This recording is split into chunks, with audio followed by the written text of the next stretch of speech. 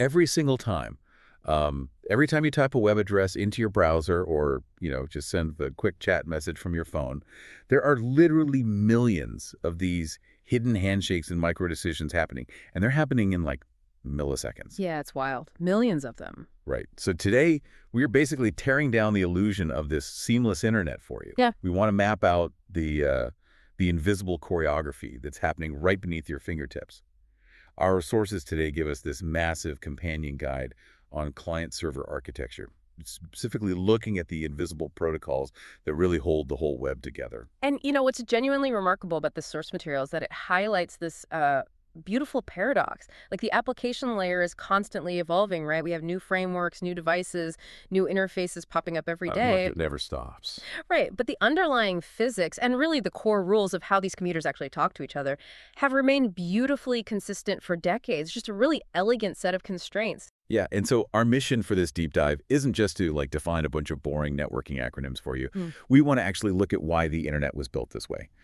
To shortcut your path to being a networking insider by translating this alphabet soup HTTP, TCP, DNS into clear concepts without all that overwhelming jargon. Exactly. So let's start at the very beginning with DNS, because to start our journey, we have to know where we're actually going, right? Yeah. When you type in, say, google.com, your computer actually has literally no idea where that is. None at all. It's just a string of letters to your computer. Right. So I've always heard DNS, the domain name system, described simply as the internet's phone book. Like it just matches a memorable name to a numerical IP address.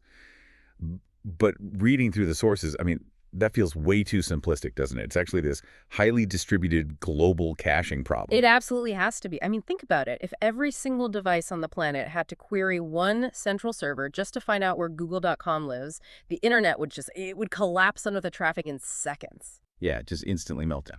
Precisely. So instead, DNS relies on this hierarchical chain of delegation. So your computer asks a resolver, which is usually on your local network or your ISP. And if that doesn't know, it asks one of the 13 root servers. Wow, only 13. Well, 13 logical IPs, but they're distributed. And then that points to the top-level domain server, like the .com server, which finally points to the authoritative server that actually gives you the IP address. And we're dealing with different record types, too, like A records for standard IPv4, AAA for the newer IPv6, CNAMs for aliases, and MX for routing your emails. Okay, let's unpack this, because here's what I really don't get. A modern web page doesn't just load one single file, right? It pulls in dozens of assets. You've got images from one domain, maybe analytic scripts from another, some custom fonts from a third. Oh, easily. Dozens of lookups. Right. So if a full DNS lookup requires querying multiple servers all over the world and takes, let's say, 100 milliseconds every time, wouldn't loading a page be agonizingly slow? Wouldn't we be waiting 5 solid seconds just for the lookups to finish before the browser even attempts to download a single picture? Yeah, that's exactly why aggressive caching is the actual magic of DNS. Oh, caching, okay. Right. Every single step of that delegation chain we just talked about memorizes the answer for a set duration. That's called the time to live, or TTL. Your operating system caches it. Your browser aggressively caches it. Your ISP saves it. So it doesn't have to do the full lookup every single time. Exactly. It just uses the saved answer. But to your earlier point about it being more than just a static phone book, DNS is actually one of the most powerful traffic management tools we have. Take those CNAME records, for example. The aliases, like the records that point a domain name to another domain name rather than pointing straight to an IP address. Yeah. And from an architectural standpoint, that decoupling is incredibly powerful. Let's say you're running this massive global service and an entire data center in Virginia just goes offline because of a power outage. Yikes. Yeah, complete disaster. But you don't want to wait hours for IP address changes to propagate globally through all those caches we just mentioned. So you just swap the CNAME record to point your traffic to the backup data center's domain. Oh, I see. So you are using DNS to decouple the memorable name of your website from the actual physical server infrastructure. Yeah. Which, reading the sources, is exactly how content delivery networks, or CDNs, operate. That's spot on. Right. They use DNS to figure out your geographic location, and then they dynamically hand you the IP address of the server that is physically closest to you, just to make things lightning fast. Yes, but it is a bit of a double-edged sword. How so? Well, you gain this incredible operational flexibility, but if your DNS configuration is even slightly off or maybe a caching layer somewhere decides not to respect your TTL, you can accidentally route, millions of European users to one single server in Ohio. Oh, wow. That sounds bad. It creates an immediate bottleneck. So DNS is incredibly robust, but when it fails spectacularly. It takes everything down with it. Which naturally brings us to the actual transit. Because, okay, even if DNS flawlessly hands me the IP address of a server right down the street, we still have to physically move the raw data over IP, the Internet Protocol. We need the highways and the delivery trucks. And IP, as our sources point out, offers absolutely zero guarantees about getting the data there. None. It is strictly a best effort delivery system. It handles the addressing and routing, but packets of data can be dropped by congested routers, they can be duplicated, or they can arrive completely out of order. So it's basically like tossing a handful of postcards into the mail system and just crossing your fingers, Yeah. like just hoping the recipient can somehow piece the story together on the other side. Yeah, that's a fun image. But to push that analogy further, imagine the Postal Service actively shredding some of those postcards if a mail truck gets a bit too full. Oh, brutal. Right. And then delivering Chapter 4 a week before Chapter 2. That is the reality of network congestion on IP. And it is exactly why we need TCP, the Transmission Control Protocol, layered directly on top of it. Ah, okay. So TCP is like sending certified mail with the tracking number, and you are demanding a return receipt for every single page. It exists to tame the chaos. Exactly. It establishes a highly reliable connection before a single byte of actual application data is sent. It uses the famous three-way handshake. Right, the SYN, ACK thing? Yep. The client sends a SYN packet to synchronize, the server replies with the SYN ACK, and the client acknowledges with an ACK. Plus, TCP numbers the packets so missing ones can be retransmitted. And we should also mention ports here. If the IP address gets you to the correct building, the port gets you to the specific door. Like port 80 for HTTP, 443 for HTTPS, or 22 for SSH. Got it. But if we connect this to the bigger picture, and I know this is a favorite topic of yours, there's a massive physical constraint here, right? Oh, always. If we connect this to the bigger picture, you have to look at the physics. Because while TCP solves the reliability problem, it introduces latency. Every single one of those handshakes requires a full round trip across the network. So if you are in London talking to a server in Sydney, every handshake is strictly constrained by the speed of light through the fiber optic cables across the ocean floor. Wow. So physics remains undefeated. Always. You just can't negotiate with the speed of light. Which is why a server on the other side of the world inherently feels slower. And TCP's dedication to perfect order actually creates another profound issue called head-of-line blocking. What's that? Well, because TCP promises to deliver data sequentially, if packet number 2 is dropped by a router, the receiving computer cannot process packets 3, 4, and 5, even if they arrive perfectly fine. The entire application just stalls, waiting for packet number 2 to be sent again. So you have fundamentally traded speed for absolute certainty. Precisely. TCP turns an unpredictable network into a reliable pipe. But the data inside that pipe is still just a raw stream of bytes. Right. We found the server with DNS, and we've established this reliable connection with TCP/IP. But those raw bytes arriving in perfect order don't mean anything unless both computers agree on how to format and interpret them, right? Like, what language do the client and server actually speak when they open their mouths? And that's where HTTP comes in, the Hypertext Transfer Protocol. It was invented by Tim Berners-Lee back in 1989. Yeah, and the anatomy of a plain text HTTP request is pretty straightforward, right? You've got the method, the path, headers, and the body. And those key methods like get to read data or POST to create it. Yeah. Along with those status codes, we all know 2XX for success, 404 for not found, 500 for a server error. Exactly. But the most critical architectural decision they made wasn't the human-readable text format. It was the decision to make HTTP completely stateless. Okay, here's where it gets really interesting. Because statelessness is so weird when you think about it. It basically means the server is like Dory from Finding Nemo. Ha! That's a good way to put it. Right. It completely forgets who you are after every single request. You ask for a file, it gives it to you, and then a millisecond later you ask for an image and it's like, who are you? I've never met you in my life.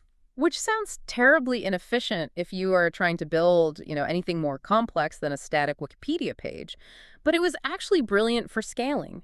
If a server doesn't have to allocate memory to remember who you are, it can serve your request, drop the context immediately, and move on to the next user. But obviously the web evolved. We do banking now. We have shopping carts. So how do we fix Dory's memory? Well, developers had to figure out how to build state on top of a stateless protocol. which is where cookies come in. Ah, the sticky notes. We essentially force the client's web browser to carry a sticky note with a unique session ID. And the browser just dutifully hands over that sticky note with every single request so the server can say, oh, right, you're logged in as this user. Yes. But think about the security implications of that. If you are attaching an authentication token, your sticky note, to every single request passing through all those public routers across the internet, anyone listening on the network can easily steal it. Yeah, that sounds like a nightmare. Which is why we wrap HTTP in TLS to make it HTTPS, Transport Layer Security. Though I think a lot of people assume HTTPS is purely about encrypting the payload, so bad actors can't read your passwords. Right. Confidentiality is a big piece of it. And it also provides integrity guaranteeing the data wasn't altered in transit. But from an architectural standpoint, the most crucial element is authentication. Proving the server is actually who it claims to be. Precisely. You want to know you aren't talking to an imposter server? It uses a chain of digital certificates to prove you're talking to your actual bank. But again, we hit a trade-off. Establishing a secure TLS session requires its own complex cryptographic handshake on top of the TCP handshake. Right, so more round trips. Exactly.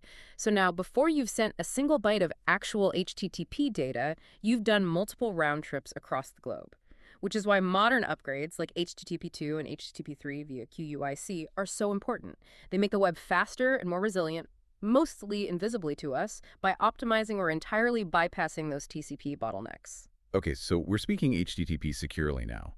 But as the web evolved from simple documents into these huge, complex applications, developers needed agreed-upon conventions for how to ask for specific data, right?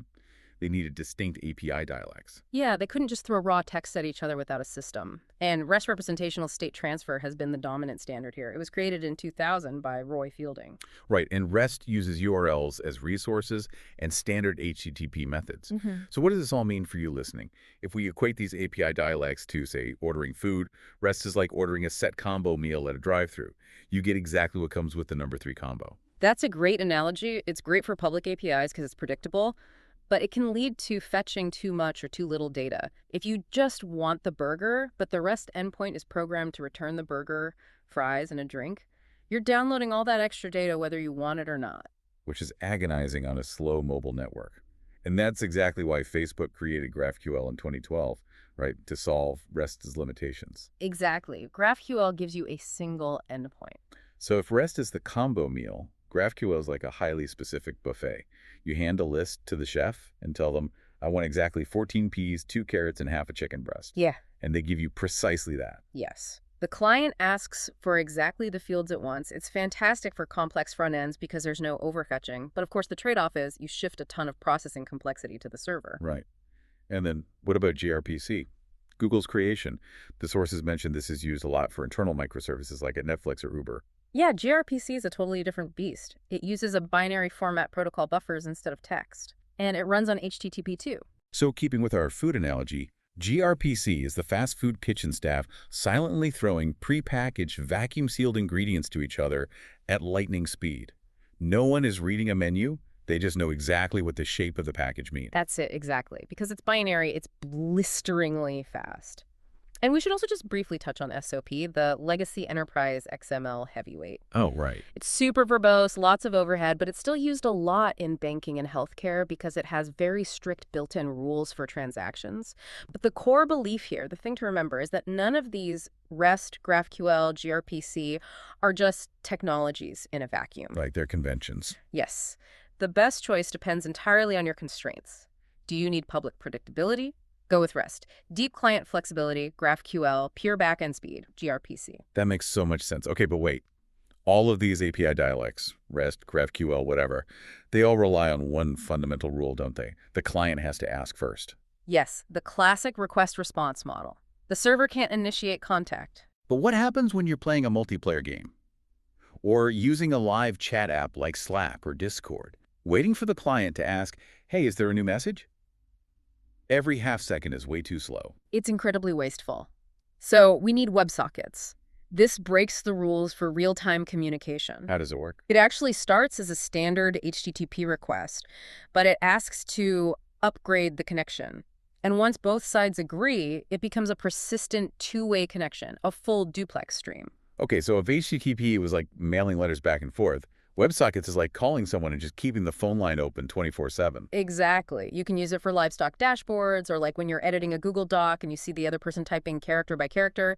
The server can push data to you instantly, though there are alternatives like server send events or long polling and higher level abstractions like socket.io or Firebase that handle the messy parts for you. But this raises an important question, right? Because keeping that line open has to be tough. If you have 50,000 users chatting in a server, That's 50,000 open phone lines the server has to actively maintain in its memory. yes. It's a massive infrastructure challenge. It completely breaks traditional stateless load balancing and caching strategies. You have to design your entire back-end architecture around maintaining those persistent connections. Wow. It really illuminates how much is going on under the hood. It really does. So to bring this all together for you listening, the next time you see that little live typing indicator pop up in a chat or you hit a 404 error, you now know the incredible stack of protocols making it happen. You've got DNS lookups routing you geographically, TCP handshakes guaranteeing delivery, TLS encrypting the whole thing, and maybe even WebSocket streams keeping it real time. You aren't just consuming the web anymore.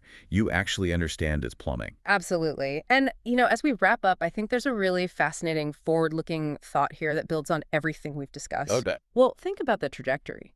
We've historically relied on human-readable text protocols like HTTP 1.1 and JSON. But as we move toward hyperfast, binary, continuous streams like gRPC and WebSockets and even HTTP3, the internet is becoming less human-readable and optimized purely for machines. Oh, wow. I see where you're going with this. Right. So when AI agents start doing most of our web browsing for us, negotiating their own real-time connections, fetching data autonomously, will the fundamental language of the web evolve to a point where humans literally can't read the network traffic anymore? That is wild. The invisible choreography actually becoming completely opaque to human eyes. Exactly. It's just something to chew on the next time you open your browser. Definitely. Well, thank you all so much for joining us on this deep dive. It's been incredibly eye-opening, and we will catch you next time.